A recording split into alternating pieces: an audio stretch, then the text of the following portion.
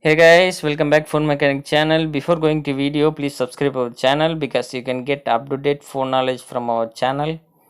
And in this video, we will learn about how to set a ringtone in Realme Narzo 30 Pro 5G phone.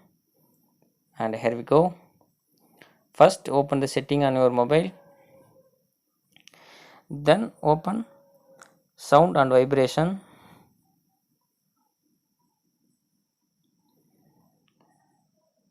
Open the phone ringtone.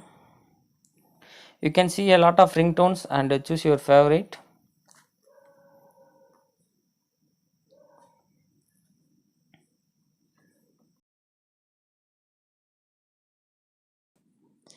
If you do not like it, you can open the custom ringtone and select the song in your gallery and choose your favorite. Let's see volume setting. Here is the media and ringtone and alarm volume setting. You can up and down as per your requirement.